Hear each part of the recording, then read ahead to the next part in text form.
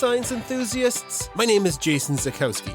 I'm a high school chemistry teacher and a science communicator, but I'm also the dog dad of Bunsen and Beaker, the science dogs on social media. If you love science and you love pets, you've come to the right place. Put on your lab coat, put on your safety glasses, and hold on to your tail. This is the Science Podcast. Hello, everybody, and welcome back to the Science Podcast. We hope you're happy and healthy out there. This is episode 37 of season 6. Well, we got the podcast out this week. It's been a push till Christmas. If you have a job like Chris and I do with the public around Christmas time, you are running on fumes trying to get your kids, the kids you teach, engaged all the way up until when Santa Claus comes. It's difficult in high school. I can't imagine how much of a gong show it is for my elementary school counterparts. So if you do teach elementary school or you know somebody who teaches elementary school around Christmas time, hats off to you. Well done. You'll notice there's a bit of an error with my audio in the front bit. When Chris and I recorded our section, my Rodecaster was on the wrong setting and I don't have time to fix it. So I'm sorry for the poor audio quality. You can totally listen to it. You can hear what I'm saying. It's just maybe not up to the normal quality. So my apologies there. All right. Well, what's on the Science Podcast this week? In science news and pet science, we kind of have a linkage between the early indigenous people and eating mammoth and the dogs they may or may not have started to domesticate. Our guest in Ask an Expert is Dr. Amber Peisel, who's a veterinary doctor, and we get into, some of the ups and downs of being a vet.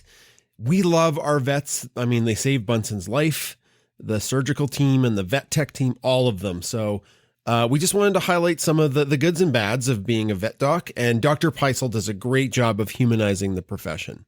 So give it a listen. Okay, the bad joke. Why are woolly mammoths always invited to parties? Well, they sure know how to break the ice. All right, one more. What is huge, shaggy, and has 16 feet and sounds terrible? Well, a woolly mammoth barbershop quartet. Oh, God.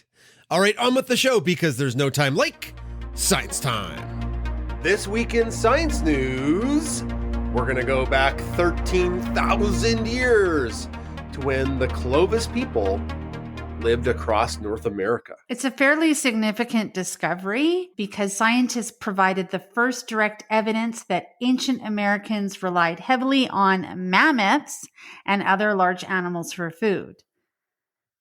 The article was featured on the December 4th cover of Science Advances. And what they did is they used stable isotope analysis to directly model the diet of a Clovis woman through the remains of her infant named Anzac 1 from a 13,000-year-old burial site in Montana. And prehistoric diets were previously inferred indirectly through tools and prey remains. So this study illuminates human expansion across the Americas and perhaps the extinction of large Ice Age mammals. Now, the interesting thing, Chris, is I just covered carbon isotopes like 2 days ago with my science class.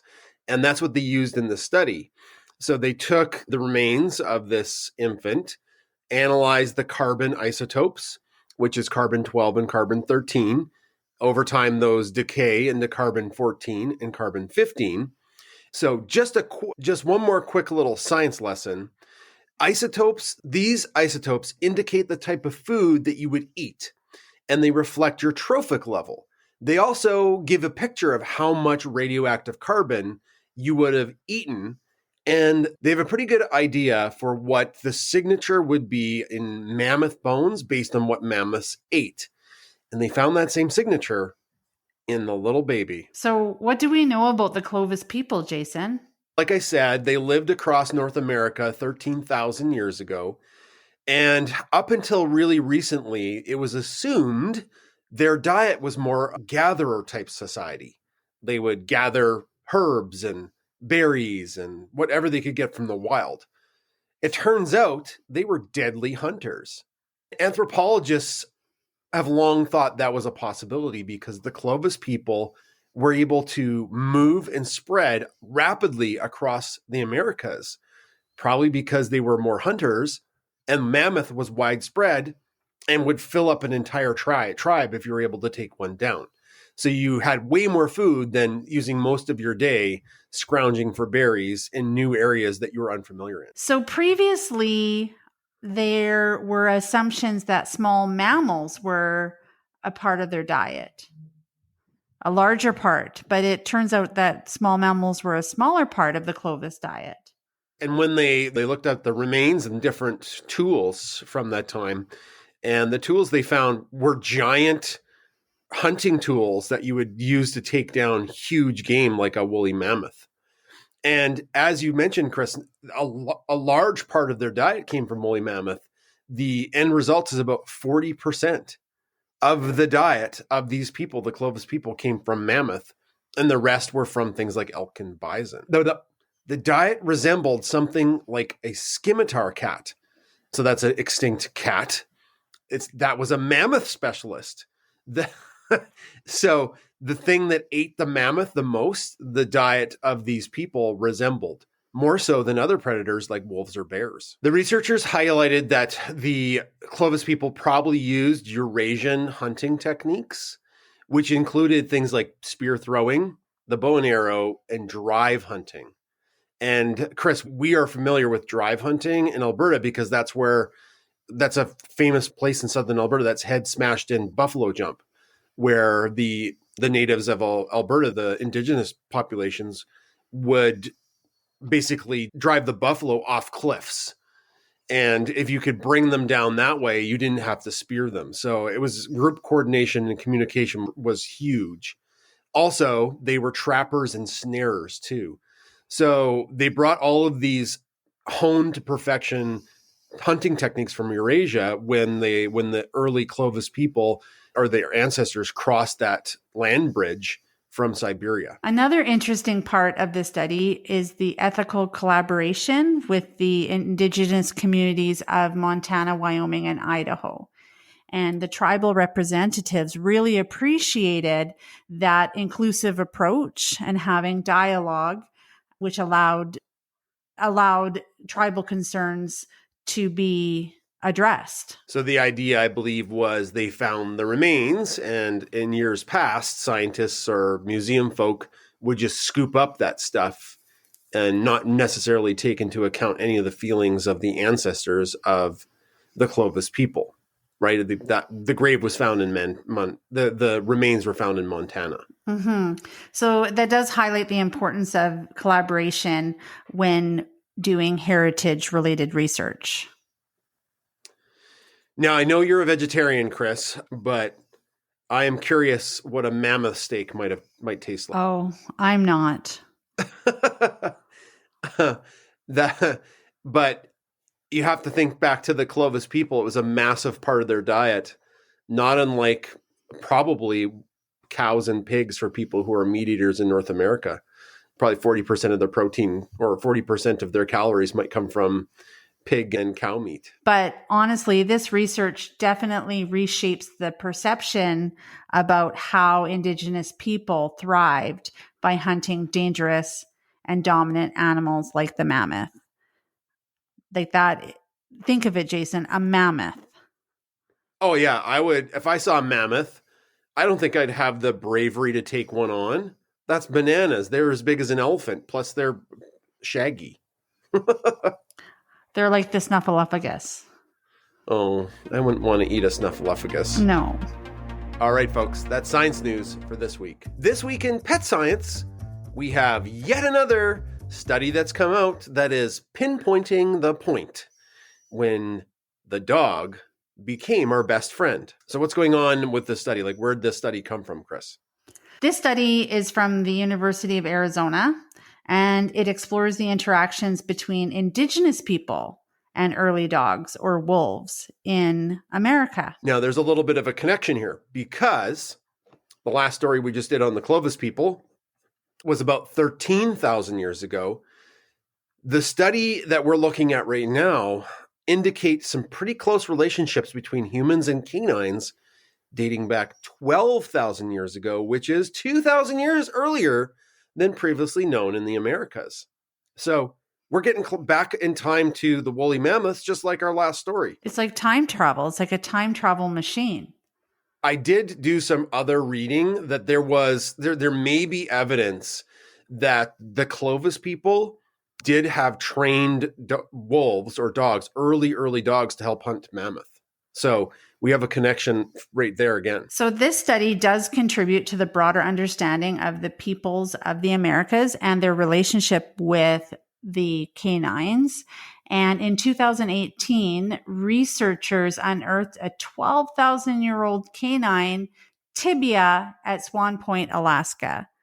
And what they found was through radiocarbon dating that placed the canine's existence near the end of the Ice Age. So right around the time when we were talking about the woolly mammoths.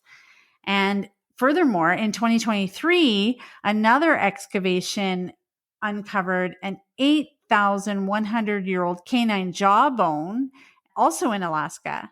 And so both of those findings suggest signs of possible domestication. So here's the smoking gun, as it would. When they look at the bones using radio dating, it revealed a diet rich in salmon. So we're talking about those, the wolf or possibly domesticated wolf. They were rich. The bones had a diet rich in salmon, again, using that radioactive carbon dating. Now, that is bananas because wild canines at the time didn't eat salmon. It was super uncommon. So that points to human involvement in providing them food because wild canines, like wolves, basically only hunted land animals. It was super weird that they would have salmon, unless that salmon was being fed to them by some friendly humans. However, Jason is not yet confirmed as the earliest domesticated dog. So that Swan Point canine does mark the earliest known evidence of human-canine relationships in the Americas. However, it isn't fully yet confirmed as the domesticated dog.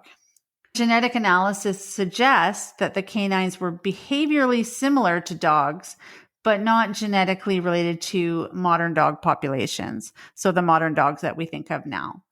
Mm-hmm. They may have been tamed wolves rather than fully domesticated dogs.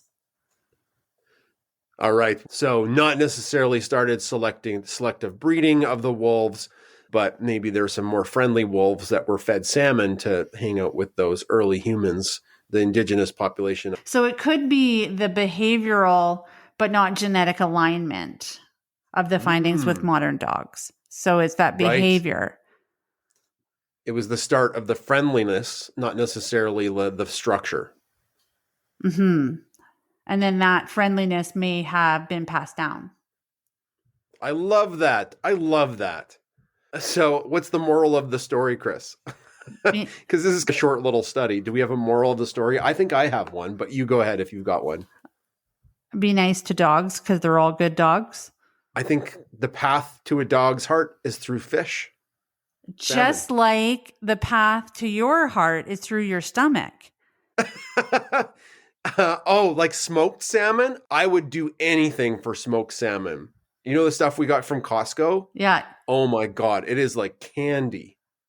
Yeah. That stuff is delicious. You were like, I bought some smoked salmon. Is that okay? And I said, absolutely. I don't care. I don't eat it. And then you were squirreling it away and eating it like it was like a prized possession. Oh, so good. I can see why some wolves wanted to be friends with humans if they were given that stuff. One thing we should end with that's another really fun moral, Chris, is that every culture that when we look back in time to when things were easily, you can trace writings and stories. The Egyptians loved their dogs. The Romans loved their dogs. And dogs have been regarded as mystical companions by the indigenous communities all over North America. It seems as wolves became dogs, that bond is pretty timeless. It's rooted in history and it's rooted in culture all over the world, which is just so sweet. It is so sweet. And now I want to go spend time with our dogs. I want some smoked salmon. Okay. That's Pet Science for this week. Hello, everybody. Here's some ways you can keep the Science Podcast free. Number 1, in our show notes, sign up to be a member of our Paw Pack Plus community. It's an amazing community of folks who love pets and folks who love science. We have tons of bonus Bunsen and Beaker content there, and we have live streams every Sunday with our community. It's tons of fun. Also, think about checking out our merch store. We've got the Bunsen stuffy, the Beaker stuffy, and now the Ginger stuffy. That's right. Ginger the science cat has a little replica. It's adorable. It's so soft with the giant fluffy tail, safety glasses, and a lab coat. And number 3, if you're listening to the podcast on any place that rates podcasts, give us a great rating and tell your family and friends to listen too. Okay, on with the show. Back to the interviews. It's time for Ask an Expert on the Science Podcast, and I have veterinary doctor, Dr. Amber Peisel with us today. Doc, how are you doing today? I'm doing pretty well. How about yourself? I'm good. Where are you calling into the show from? Where are you in the world? I'm in Toledo, Ohio. Ohio. Oh, I think you may be one of the first guests we've had from Ohio. Yeah, it's a pretty big state, and it's funny. Most people joke that everyone's trying to leave Ohio. It's one of the reasons we have the most astronauts originating from any state. But yeah. And are you an Ohioan? Ohioan, yes. Ohioan, sorry. Did you grow up there? Oh, okay. Yeah, I grew up in Akron, then went to college in Maryland, and that's where I met my then boyfriend, now husband. When I was I then went to Ohio State College of Veterinary Medicine for vet school. And when I went to apply for jobs, the only place that was hiring in the country for new grads was Toledo. So I ended up here. So that's where I've been ever since. Nice. I was born in the province of Canada, Alberta, and I live here. I like where I live. It's a great place. So there you go. Yeah. So you're a veterinary doctor. When you were young, were you all into animals? Were you an animal kid? Oh, absolutely. I was about 3 years old and I walked up to my father and I said, "Dad, I'm going to be a veterinarian one day." And he flabbergastedly looked at me and said, "That's a really big word for you to say," patted me on the head and sent me away. Through the years, it was always my passion and that sort of stuff. I always connected a little bit better with animals than people in some cases. And through the years, we did some greyhound rescuing and things like that. And I would always be the kid that would bring home the stray cat, the stray dog, find the squirrel on the side of the road that needed help, all those sorts of things. Through the years, I did contemplate other things. At one point, I wanted to be a sign language interpreter or a fashion designer, but I always came back to veterinary medicine. And the big thing that really solidified it for me was I was in late middle school, early high school. And my dad gave me a couple of books to read because I was a voracious reader at that age. And he gave me the series of books by James Herriot, who's a famous British veterinarian. He writes about his time in the 1950s in rural Yorkshire in England. And he was talking about the transition from basically every veterinarian treats only cows and horses to treating small animals as well. And then my dad gave me a series of books by a guy named Gerald Durrell, which most people have never heard of unless they've actually read his books. But he was the founder of the Jersey Zoo, which is in England as well. And he was one of the first conservationists. He was actually one of the first ones that was going out into the wild and capturing specimens to bring them back and try and make sure that we had captive bred populations. And that really resonated with me. And for a really long time, I wanted to be a zoo animal veterinarian. But as I grew up into veterinary medicine and things like that, I realized that number one, it was a lot of work and there was a lot of politics involved in zoo vet med. And there was also a lot of kind of difficulty given my background that would not have made it a great space. But I found my niche in small animal medicine and been there ever since. Okay. It's interesting to hear everybody's a vet's career path, a scientist's career path. If we have younger folk that are listening, like I teach high school, so I think some of my students actually listen to my podcast. Shocking. But that's one of the things I like. Like you can have all of these different pathways, and that's a good thing. and you will find your Yep. pathway to what you want to do in life. And I will say that some of my classmates, most people that go into veterinary medicine, they either do, there are some colleges that offer like a specific pre-vet path or pre-med path or things like that. But there are also people that will go what's called a non-traditional route. One of my classmates actually had her undergrad degree was in ballet. Hmm. And and she went on to become a veterinarian, and she's a practicing small animal veterinarian in Ohio now.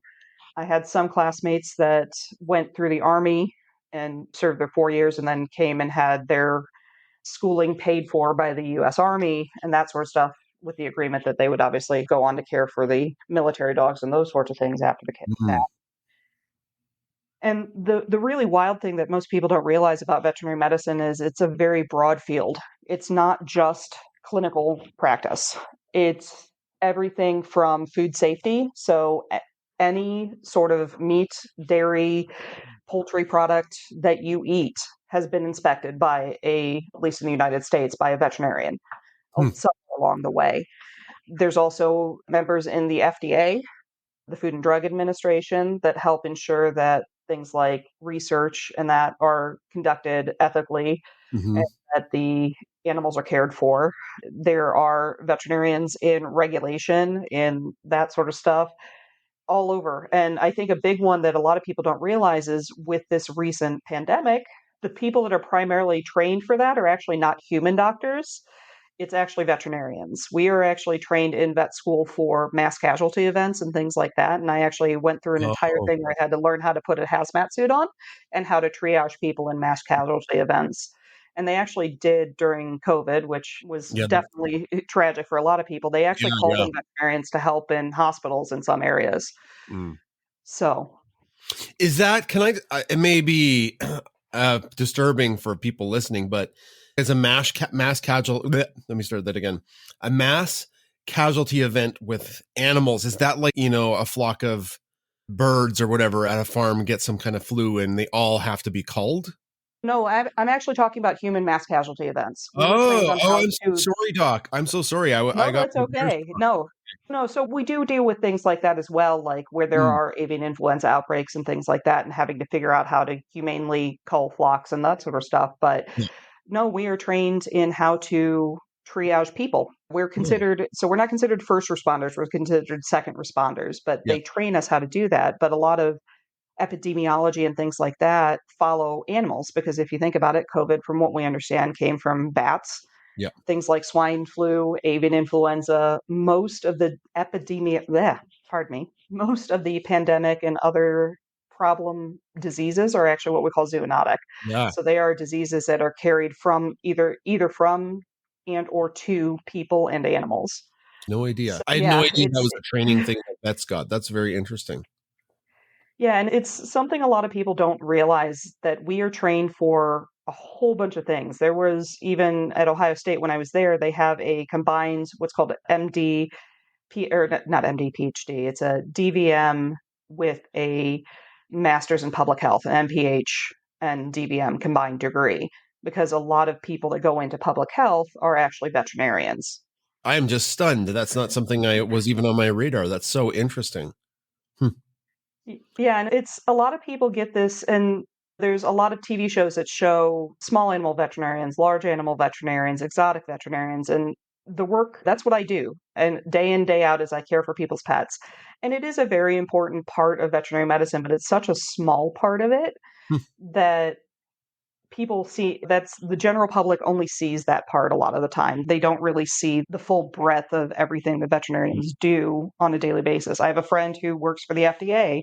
I have another friend who works for the USDA, and they ensure that our food is safe. They ensure that our drugs are safe. They ensure that the animals are treated humanely.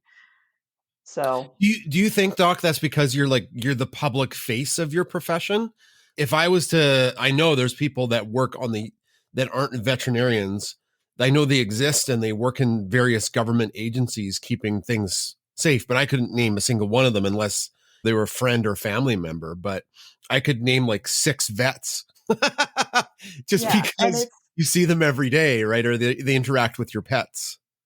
right. And it is a little bit different because there are different public facing figures that are involved in veterinary medicine.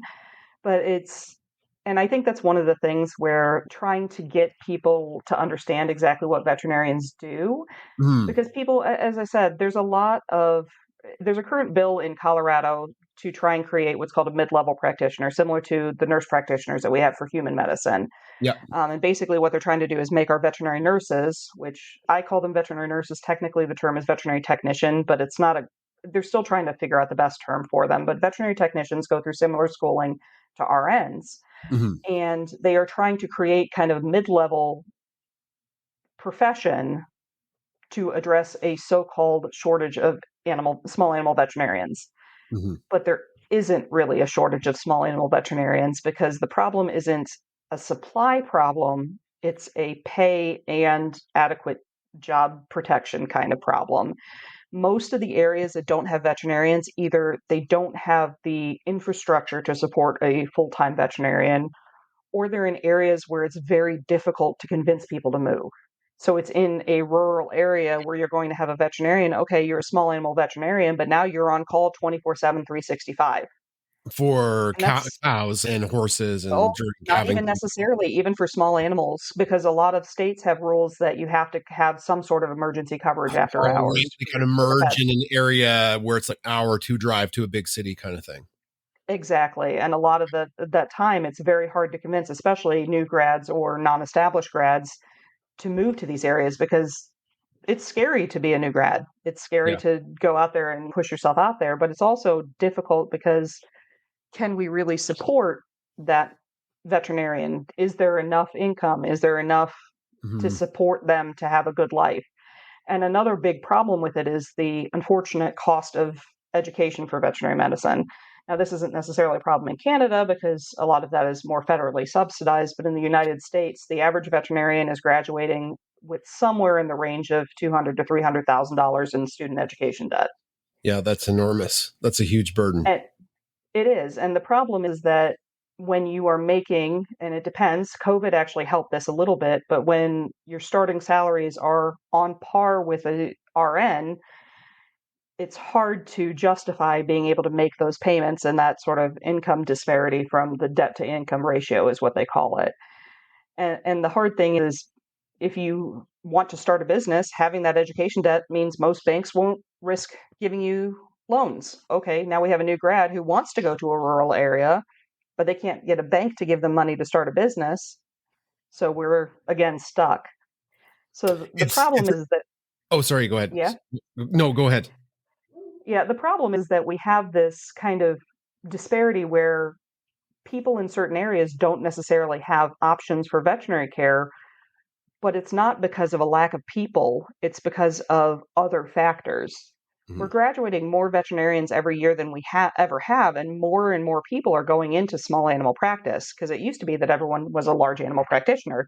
Used to be, I think in the 70s and 80s, it was like 60% were going into large animal and 40% were going into small animal.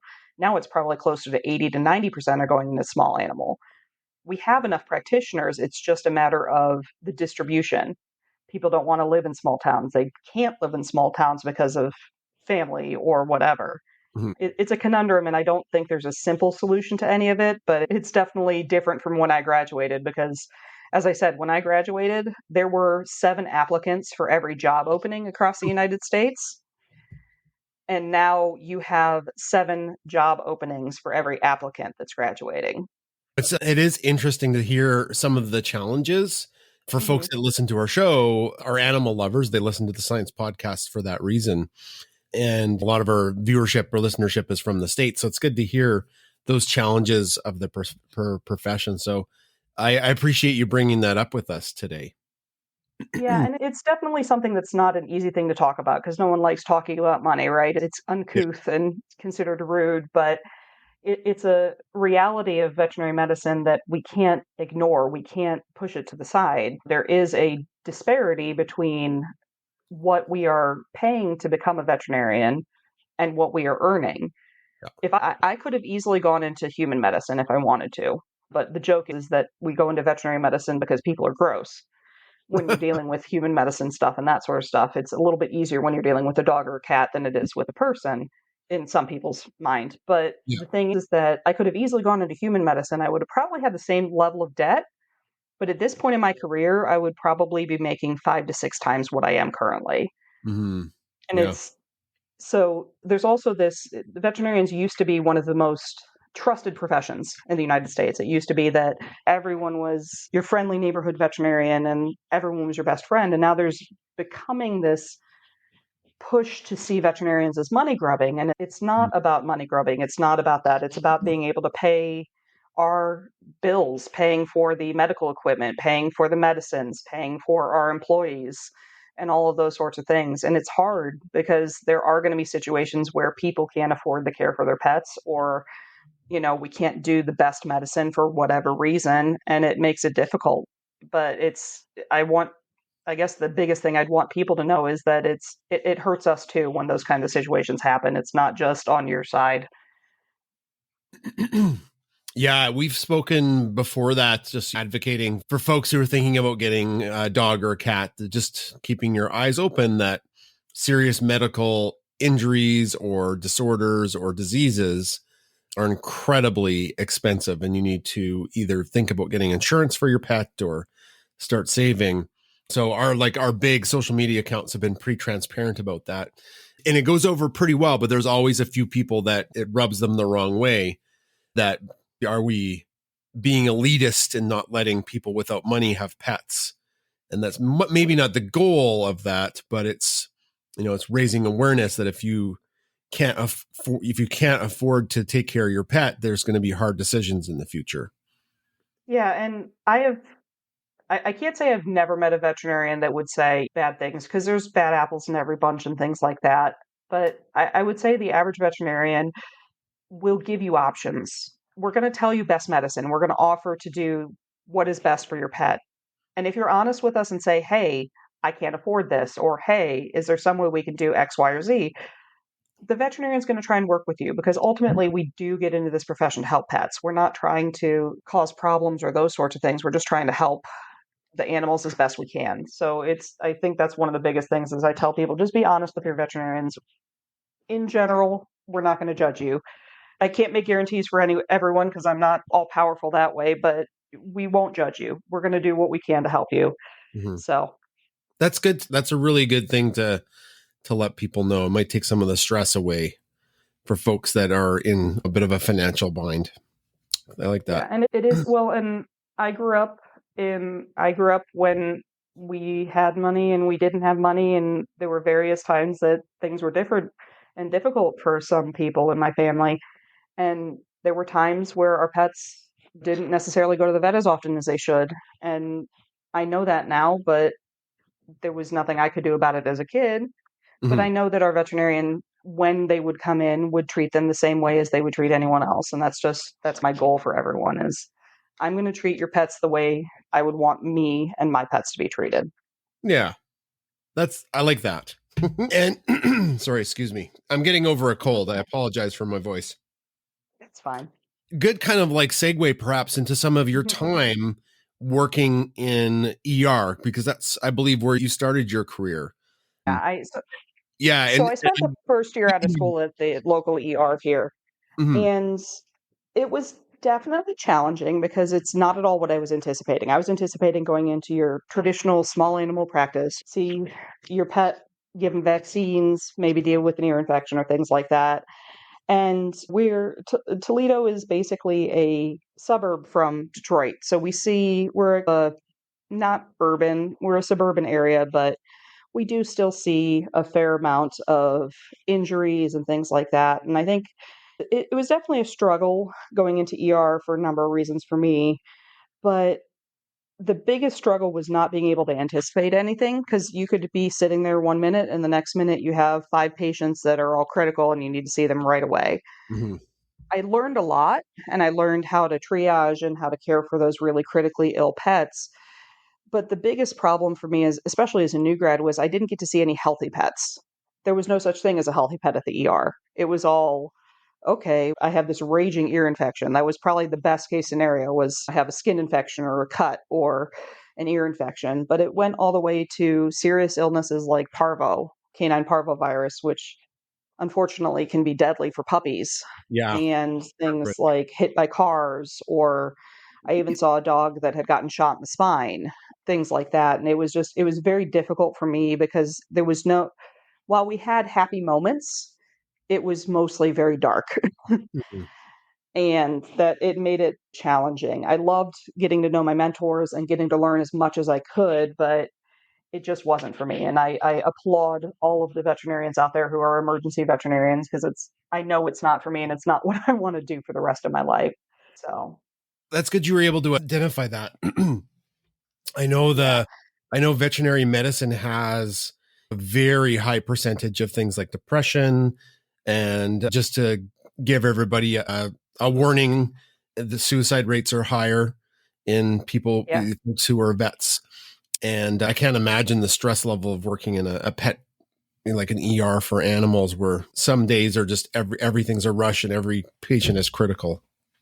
yeah. And it is a very difficult situation. And you are right about the mental health crisis in veterinary medicine. There's a group out there called Not One More Vet, which it was started as a way to try and prevent the suicide rates of veterinarians. Because if you look at the statistics, and it depends on where you get your statistics, veterinarians on average are 3 times more likely to commit suicide than veterinarians and veterinary professionals are 3 times more likely to commit suicide than any other profession. Mhm. And that's a really sad statistic. And if you look at like they talk about the professions that are most likely to commit suicide, top, I think, is air traffic controllers, although that's decreasing over the years with things like computer assisting and that sort of stuff. But veterinarians are typically in the top 5 to 10 of those numbers. And I think part of it is because of, as I said before, the stress of the financial aspects combined with, the stress of not being able to talk to our patients and having pets that might not like us and all of those sorts of things. But a big part of it, I think, also comes down to the fact that we can get what's called, we call it emotional whiplash. So in the ER, it's not as common because most of the time you're dealing with very critical pets that are ill. So you're not going from a a very sick pet to a healthy pet. But in small animal practice or even large animal practice, there can be an appointment where you have a euthanasia, and then the very next appointment is a new puppy. And you immediately have to go from comforting a client about losing their pet to excitement about the new puppy. And it's just that kind of swing, pardon me, that swing of emotion can really affect. And that's one of the things I always get comments, or not always, I would say probably at least once a week, I get a comment from someone either along the lines of, I couldn't be a veterinarian because I couldn't put animals to sleep, or this must be the toughest part of your job. Mhm. And I always tell people that it really isn't, because euthanasia, and it's a tough topic, so I apologize in advance for talking about this, but euthanasia literally means good death. That is the literal translation of what that word means. And when we are talking about euthanasia, we're talking about giving a peaceful passing to a pet. It's a gift.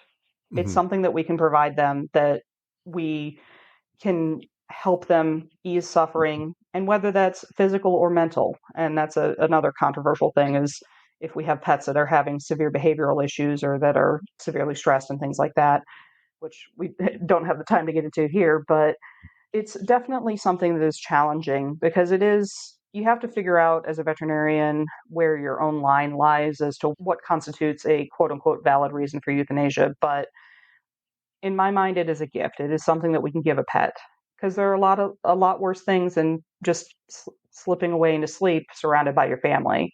Mhm. Now, there are days where that's tougher. When I was in the ER, unfortunately, we know of, in veterinary medicine, it's the unspoken thing. There is a quote unquote euthanasia season, typically between the holidays. So from like Thanksgiving in the United States through the New Year, there are a lot more euthanasias.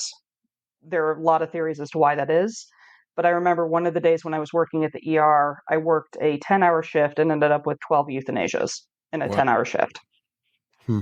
That was a tough day. That was a day I went home and I basically cuddled with my cats and went to sleep. Well, I tell our vets this, and I'll tell you right now that I just have so much respect for the work that you do, and thank you, thank you for being that line of defense, and perhaps the last line for all of the animals we love so much. So, Doctor, thank you so much. And I appreciate it. And one of the things is that I don't do it alone. I have a wonderful team that surrounds me. And actually, it's ironic that we're recording this today because tomorrow starts National Veterinary Technician Week in the United Hmm. States, which is where we celebrate all of our veterinary technicians and all the hard work that they do. Mhm. But we aren't a solo, but it is ultimately, it all rests on my shoulders at the end of the day. The decision to perform that euthanasia, to perform that surgery, to give the medications and all those sorts of things. But it's a privilege, and it's something that I don't take lightly to be able to provide services for pets. So I like I that don't you know if that said that kind of it's. some. I like that you use the word, and not to stay too long on this topic, but No, um, absolutely. it's helpful for folks that are potentially going to go through it. And we were told this when we lost our golden before Bunsen. We chose euthanasia for her. Is that it was a good death for her, like it was a peaceful death. And had we chose not to do that, her death would have been agonizing, like awful. And Yeah. that's the last thing you want to do. You love your pet so much, and you're going to have to say goodbye at some point due to what's happening. The grief isn't going to change, but the decision was a lot easier. And one of the things that I tell people when we are going through the discussion on euthanasia is there's two things I tell people is I say you are going to feel guilty. You're going to feel like you made that decision, that you ended your pet's life. Mm-hmm. But know that it is often the best option when X, Y, or Z is coming down the line, when we have some illness or things like that. The other thing that I tell people is typically, even through the grief, I have yet, and I'm going to knock on wood when I say this, I have yet to have someone come back and say, I let go too soon. The only feedback I've ever gotten is I waited too long. Yeah. So talk with your veterinarian and they can help guide you through that decision. And it's never an easy decision. Unfortunately, about 2.5, 3 years ago, I went from I had a small little dachshund and two cats. And we ended up, in the space of about 8.5 months, I lost all three of the pets. Oh, wow. I'm sorry to hear And that. yeah, it was a tough situation, but I knew at the time, and I know now that it was the right decision because the Mhm. dachshund ended up with congestive heart failure that was non-responsive to medications, and she was going to have to live in an oxygen cage for the rest of her life, and that's not fair to her. No. The one cat ended up with a brain tumor that was not operable. The other one ended up with severe end-stage kidney disease that would not have been treatable. There are things that are worse than passing away in the arms of your pet, your family. Yeah. So it's a tough situation, and I always tell people you're going to grieve. It is okay to grieve, and you're going to feel guilty. You're going to feel all kinds of things. Mhm. Talk to your vet about it, and talk and ask what is making you say, "Hey, this is an option," or "Is this an option?" Because I have people ask me when their pets are starting to get older, "When do I make that decision?" And there are all kinds of resources out there about how to make that decision when it's time, those sorts of things. And it's not a one size fits all answer. It's going to depend a lot on circumstances and things like that. Mhm. But it's something that definitely you should talk with your veterinarian about, talk with your family about, and know that it is not an easy decision, but sometimes it's the right decision. I appreciate you talking candidly about this. Every time we post about pet loss, people have so many stories, right? Like we do have very large social media accounts, and those Yeah. posts do resonate. So I'm really hopeful that folks who are listening to this have some comfort from your words. Thank you very much, Doctor. If you Yeah. don't mind, I just have a question for you. After your time in, you did mention the background. You're in a clinic setting now, and you have a bit of a reputation of being a doctor house like vet. Yes. Yeah. What's that about? I'm just so curious. So you're always taught in whether it's human medicine, veterinary medicine, etc. You're always taught to look for the patterns because certain diseases do certain things, right? They follow a certain pattern. If you have a pet present so let's say you have a cat present with nice hair coat, it's dropped a lot of weight, it's yowling all night, it's still eating or it's even eating more, maybe it's becoming aggressive. The first thing you look for is hyperthyroidism. It's one of the main roulettes that you look for because that's what they do. I get a lot of patients that present with either the symptoms of a disease that look absolutely picture perfect. Like it's the textbook case of hyperthyroidism. And then we do the blood work and it's normal. Hmm. Or I have these patients that are presenting with diseases that have not really been diagnosed. And actually, one of them was my own pet, Lilu, the one I was talking about before. She was a dachshund, and I happened to be reading JAVMA, which is similar to the JAMA, the Journal of Yeah. the AVMA. Yeah. And I was reading this article, and it was talking about what's called Ehlers-Danlos syndrome, which is a collagen disorder that they see a lot in people. And it was an article, and it was literally a picture of a dachshund, and they were talking about how they diagnosed Ehlers-Danlos in this dachshund. And I looked at my dog, and I looked at the article, and I read all of the descriptions of all of the problems because we had been trying to figure out what was going on with my dog because we would leave her at home and come back, and she would have a wound on her side. And no evidence of any like sharp objects or anything, or any evidence of anywhere she could have hurt herself. Couldn't figure out how she was hurting herself. So eventually, through some testing, we did actually find out that she had Ehlers-Danlos syndrome, which is incredibly rare. I think she was one of 15 that they had documented for one of the people's cases. She also had some sort of weird glycogen storage issue where she couldn't really make her own glucose. She was definitely a very odd duck, but I have tons of cases throughout my career that are just, they present with these either really weird diseases or really weird presentations for normal diseases. So I got a little bit of a reputation with our local internal medicine doctors that I'm just be like, I'm sending you another one. I need you to help me. And they will, but it's just, the old saying is if you hear hoof beats, you look for horses. And in my mind, I'm looking for the horses, but I'm also ready for the zebra to come running up and scare me.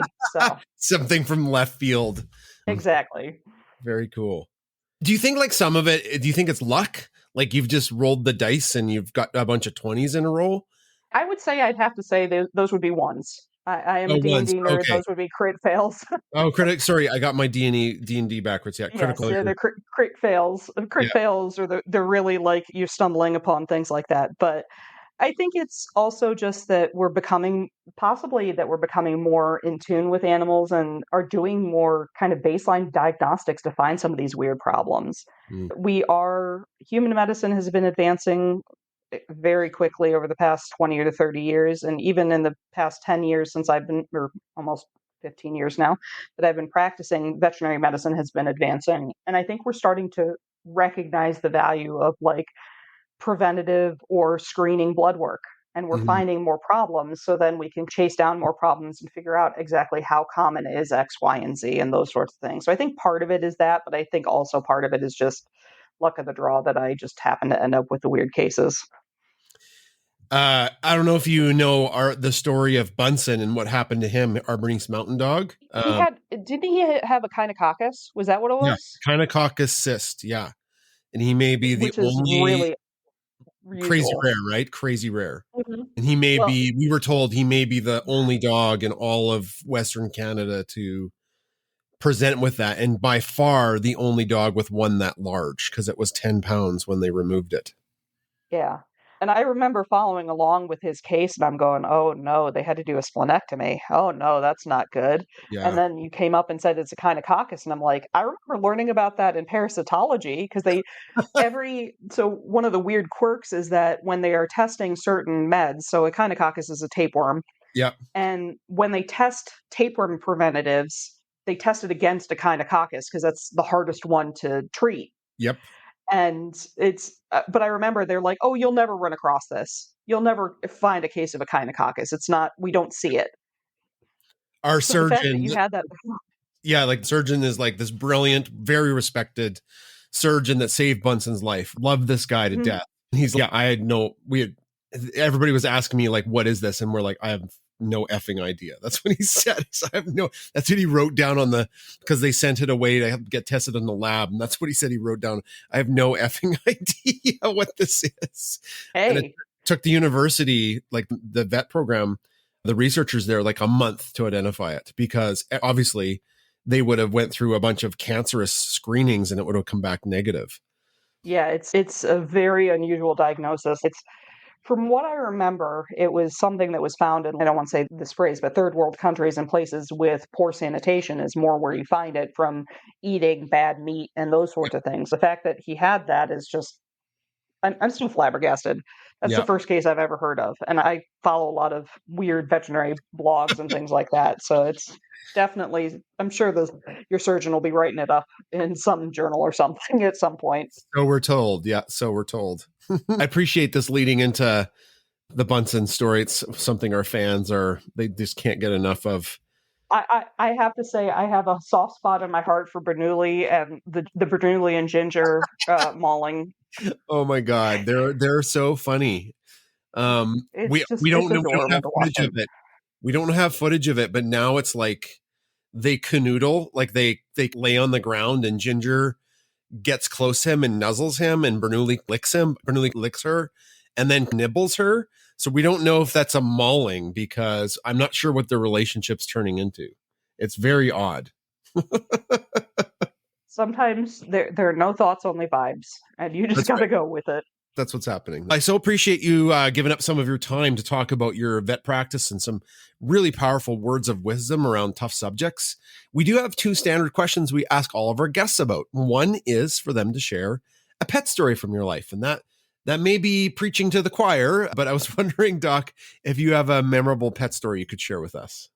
Not necessarily a pet, but a funny animal story. I worked for a summer at the Philadelphia Zoo in the education department, and one of our jobs was we worked on a rotation with what's called the enrichment department. And the enrichment is designed to bring happiness or help stimulate mentally the zoo animals that we cared for. And one of the days, it was a really hot summer that summer, and the enrichment lady decided that we should give our cows in our petting zoo a swimming pool, like a kiddie pool to play in and splash in. Fun. She said, yeah, just go put it in the pen with the cows and fill it up and then blah, blah, blah, blah, blah. And I go and I look at the cows and they're all in the far corner. It wasn't a huge area, but they were in the far corner. So I'm like, okay, I can just quickly open this gate, put the kiddie pool in, and then I can fill it with the hose from the side of the gate. And I opened the gate, and those cows, if you don't know, cows can be pretty darn quick when they want to get somewhere. Oh yeah, they run way faster than you. They're not even you can't even keep Yeah. up with them. Yeah, no. So they charged me. So then I'm standing there. I had threw the kiddie pool in, and I'm trying to slam this gate in their face. And I'm thinking, oh, great, these cows are going to escape. And then I have to call for an escaped animal at the zoo, and everyone's going to freak out because it's an escaped animal, but it's just a cow. I finally managed to get the gate closed, but I learned my lesson that day is that cows are a lot faster than you think they are. Yeah. And what's even faster than a cow? A angry bull. Because I grew up in like rural Alberta, which is like Texas Yeah, North. So lots of cows. especially don't mess with beef. Don't mess with beef cow mamas or bulls. Just don't. And even worse than that is buffalo. Because there are some places that are raising buffalo. They're strong. Oh, I've they're seen them. huge. They're huge. Yeah. You know those big wire hay bale holder things that they have feeding chutes out in the fields for cows? Yeah. I saw a buffalo pick one of those up and move it.